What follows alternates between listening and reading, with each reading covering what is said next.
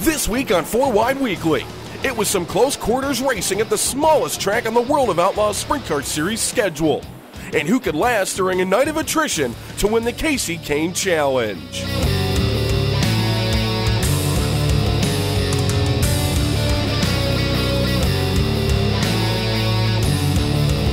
Missouri State Fair Speedway got off to a rolling start for the World of Outlaws and Craig Delansky. This accident happened in heat racing action. Craig would be okay, and his crew would get the car fixed for the A-Main. In the feature, Cody Dara and Danny Lasoski would lead the field to green, but it would only stay out for a few seconds in this one as Brad Sweet would make contact and go for a wild ride, ending his night. Brad would be okay, but the car upside down in corner number 1. On a late race restart, Swindell would pick the high side, blasting into the lead using the cushion in corner number 1. Saldana would get past Dara and try to set his sights on Swindell, but Slammin' Sammy holds on for the win. Yet another win on the World of Outlaws Sprint Car Series circuit over Joey Saldana, Brian Brown, Donnie Schatz, and Jason Sy. Well, I think we had the advantage, most of the time on the restarts, and was able to just draft up and pass guys. It was just if I didn't make the start right, if I didn't get there where I could put the power down, it made a difference. So you had to be right in the right spot and pick the gas up at the right time. On Saturday night, the Wing Warriors would move on over to Tri-State Speedway in Haubstadt, Indiana, with Craig Delansky and Stevie Smith starting on the front row. An early race caution would set up a battle for third, with Smith having it and Sammy Swindell wanting it. Swindell giving all he has, getting huge wheelie stands as he would break his right front shock in this event. Unfortunately for Swindell, you can see it dangling there to the right side of the front axle. Heavy lap traffic would slow leader Craig Delansky, allowing Joey Saldana to close the gap. Coming off corner number 4, the two would come together, sending Saldana for a ride down the front straightaway. Joey was okay. He would make his way over to Delansky, however, to voice his displeasure. On the restart, it would be Delansky getting together this time with Stevie Smith, and this would allow Brady Bacon to take the race lead as Bacon battles with Delansky down the backstretch into corner number 3.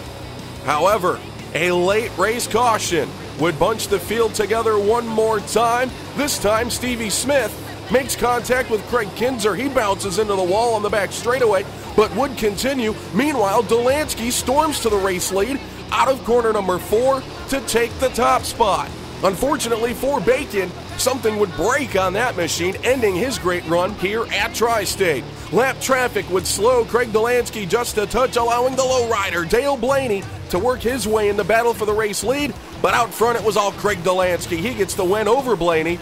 Sammy Swindell would come home third, nursing that broken shock, with Cody Dara and Steve Kinser rounding out the top 5. Craig, what a race you guys put on there tonight. Always in lap traffic, close to the end. Take me through it. Well, I tell you what, I was trying to get through lap traffic there, and I was struggling with that 66 car, and I got sideways there in the front stretch trying to pass the 66, and I feel terrible for Joey, man. I told him I didn't see him until the last second. I was just trying to get myself going down the front stretch, so, I feel bad. I hate it for him, but, you know what I mean? What do you do? Last night we were the victim of something similar. Capitalizing on a win and a third-place finish, Sammy Swindell was able to extend his points lead out to 36 markers over Donnie Schatz. Joey Saldana holds down position number 3 ahead of Craig and Steve Kinser, rounding out your top 5. Jason Sides, Craig Delansky, Cody Dara, Chad Kemanaugh, and Lucas Wolf round out your top 10 in the World of Outlaws Sprint Car Series standings. Tonight, the Wing Warriors make their highly anticipated return to the High Bank quarter-mile Farmer City Raceway. This is the first time at the track for the Outlaws since 2003, and in the 4 previous World of Outlaws events at the Speedway, there has never been a repeat winner. It's an awesome track. Used to run there in the early 2000s with the Outlaws, so had some success there. We always ran really well and ran there growing up some. So. It's just a little bitty small short track. It's sort of similar to what we run out at Northern California. So, it's actually a track that you could do some passing on for such a little short race track. So it's sort of a fun little track to run on. You can listen to all the action tonight live on your computer at dirtvision.com. Racing is slated to start at 7 p.m.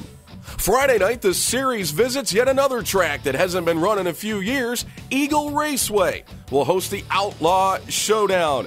The King, Steve Kinser, holds the win record at the track with 15 victories in 38 career Outlaw events. The weekend will wrap up on Saturday when the World of Outlaws makes its first trip of this season to the famed Knoxville Raceway. And lately, the semi-banked half mile has been dominated by Donnie Schatz, winning 5 of the last 6 Knoxville Nationals and 4 of the last 9 Outlaw events at the track. You can watch every lap at Knoxville live this weekend at DirtVision.com. Coming up after the break, we take a look back at the World of Outlaws Late Model Series season and a look down the road. You hear the roar getting louder, and the earth starts to shake. Brace yourself. The most powerful stock cars on the planet are coming. It's the World of Outlaws Late Models. Bucking 800 horsepower with 4 barrels of blazing. Every night's a showdown. The World of Outlaws Late Models are coming to Swainsboro Raceway. Be there live to see the Outlaws battle it out on the Georgia clay. The action starts at 6 p.m. Saturday, May 5th, Swainsboro Raceway, Swainsboro. The first 7 races of the 2012 World of Outlaws Late Model Series season has been anything but routine, as the season kicked off with winter freeze at the Screven Motor Speedway, seeing Darrell Lanigan winning the event. Round 2 was at Bubba Raceway Park, and again Lanigan would make it 2 for 2 on the early season, pulling into victory lane. Round 3 was won by Josh Richards, as Rick Eckert would find his way into the winner's circle in race number 4. The series would then head over to Volusia Speedway Park for the UNOH Dirt Car Nationals. Night 1 would see Dennis Erb Jr. win, with Billy Moyer coming through in night number 2. Round 7 would take place at Farmer City Raceway for the Illini 100, as Jimmy Mars would dominate for the win. Coming up Friday night, round number 8 takes place at the North Alabama Speedway, while the 9th event of the season is at the fastest track in the country, the 1/3 mile high bank Tazwell Speedway in Tazwell, Tennessee. We caught up with Mike Marlar, a seasoned veteran at the Taz, to see what it takes to get around that speedway. Place to race, and there's always a huge crowd there, so it's kind of like it's always an event. It just don't feel like a normal race. When you get there, it's just a little different atmosphere than most of your normal races. And of course, it's high bank, fast.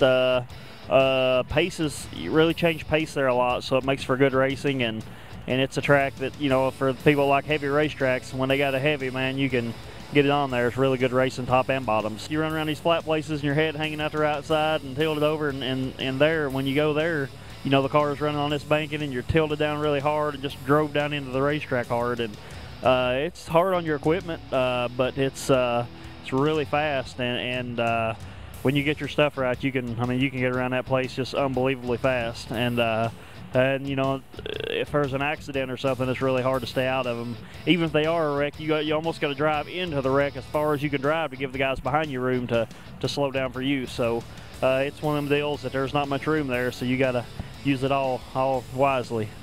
Be sure to join us next week on 4 Wide Weekly, as it's going to be a jam-packed show with World of Outlaws Sprint Car and Late Model highlights.